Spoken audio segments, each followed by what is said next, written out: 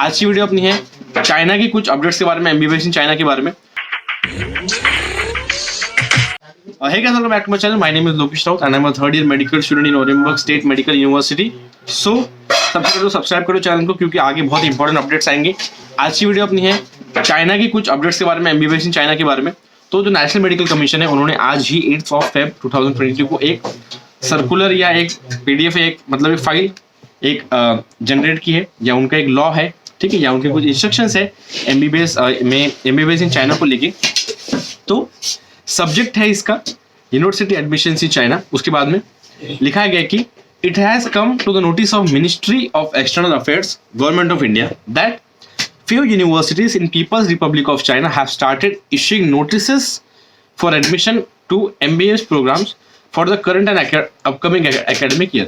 इसका सिंपल सादा हिंदी में अर्थ ये होता है, जिसको समझा उसको अच्छी बात, जिसको नहीं समझा या कोई पेरेंट देख रहा हो तो बता देता हूँ। तो गवर्नमेंट ऑफ इंडिया बोलते हैं कि हमारे देखने में आया है, ये हमारे जानने में आया है कि जो पीपल्स रिपब्लिक ऑफ चाइना है उन्होंने MBBS एडमिशंस स्टार्ट करने के लिए नोटिस इशू कर दी है for the current year and the next academic year. Second point इसमें ये है, in this context any prospective student needs to be aware that the government of People's Republic of China has imposed strict travel restrictions in the wake of कोविड-19 and suspended all visa since 2020। तो ये सबको पता है कि जो Covid का जो ओरिजिन है वो मेनली वुहान चाइना से हुआ था। तो वो ये बोल रहा है कि तुमको ये पता होना चाहिए कि जो पीपल्स रिपब्लिक ऑफ चाइना है उन्होंने वीजाज जो है नवंबर 2020 से बंद करके रखे हैं, ठीक है, उन्होंने वीजा देना बंद कर दिया। दे हैव स्टार्ट मतलब उन्होंने ट्रैवल रेस्ट्रिक्शंस लगा दिए हैं। A large number of international students, including Indian students, have not been able to return to China to continue their studies due to this restriction। बहुत सारे जो इंटरनेशनल स्टूडेंट्स हैं उसमें जो कुछ इंडियन स्टूडेंट्स भी है वो लोग भी अपनी आगे की पढ़ाई कंटिन्यू करने वहाँ जा नहीं पाए, क्योंकि उन्होंने एक बार जब एडमिशन लिए थे उसके बाद में जब वहाँ कोविड आउटब्रेक हुआ वो लोग इंडिया आ गए। उसके बाद से आज तक वो लोग वापस अपनी पढ़ाई रिज्यूम करने के लिए कंटिन्यू करने के लिए जा नहीं पाए हैं।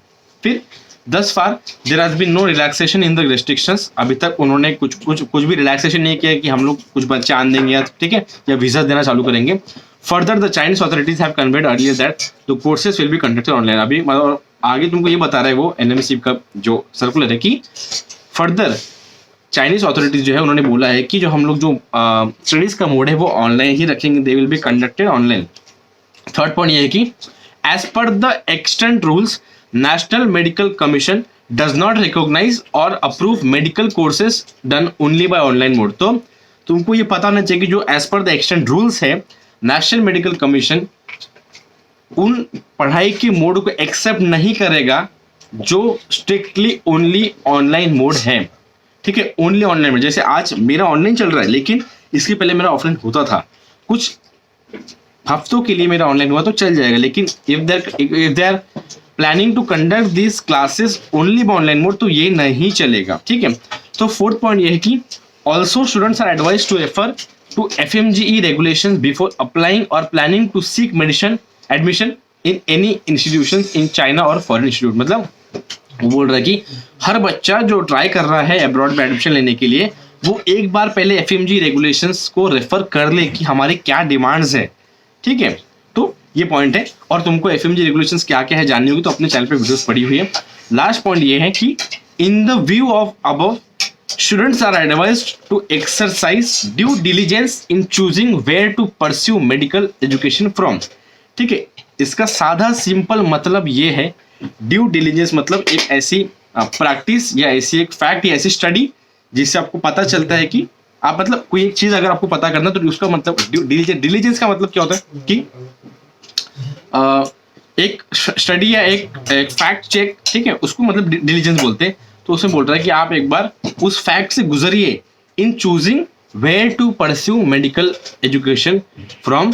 उसके नीचे है फिर डॉक्टर संध्या भुलार जी जो NMC की सेक्रेटरी है, ठीक, सबको पता होगा। तो ये उन्होंने आज ही 8 फरवरी को लाया है।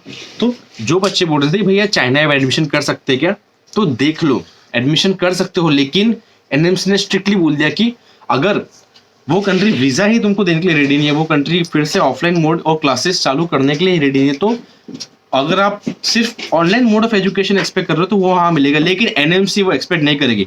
आगे अगर आपको कोई दिक्कत हुई तो फिर इसके लिए वो कंट्री भी जिम्मेदार नहीं थी। इसलिए मैं हमेशा बोलता हूँ कि चाइना में अभी एडमिशन का सोचना बंद कर दो आफ्टर द कोविड आउटब्रेक। उन लोग की ये हालत नहीं थी कि जो इंडियन बच्चे वो लोग इवैक्यूएट कर पाए वहां से। इंडिया के जो फ्लाइट वाले हैं, जो इंडिया की जो एविएशन मिनिस्ट्री, उन्होंने पर्सनली जाके जब अपने प्लेन्स वहां भेजे तब जाके इंडियन बच्चे इवैक्यूएट हो पाए। तो ये सब चीजें हैं, इसलिए मैं बोलता हूँ कि एडमिशंस थोड़ा सोच समझ के ही किया करो चाइना में। ठीक है, तो ये थी वीडियो और ये थी तुम्हारा कि चाइना में क्या क्या रेगुलेशंस है और एनएमसी ने क्या क्या बोला है। प्लीज़ अगर वीडियो कुछ काम की आएगी तो प्लीज़ सब्सक्राइब कर लो, और आगे भी मैं ऐसे अपडेट्स देते रहूँगा। मैं तुमको बताऊँगा कि और एनएमसी ने या गवर्नमेंट ने क्या डिसीजन लिया है, ठीक है, किस किस कंट्री के बारे में एडमिशन के लिए। तो तब तक के लिए थैंक यू, बाय। ਉਹ ਜਿਵੇਂ ਸਾਨੂੰ ਛੱਡ ਗਈਆਂ ਨੀ ਤੂੰ ਅਲੜੇ ਜਦੋਂ ਤੈਨੂੰ ਕੋਈ ਛੱਡੂਗਾ ਤਾਂ ਪਤਾ ਲੱਗੂਗਾ।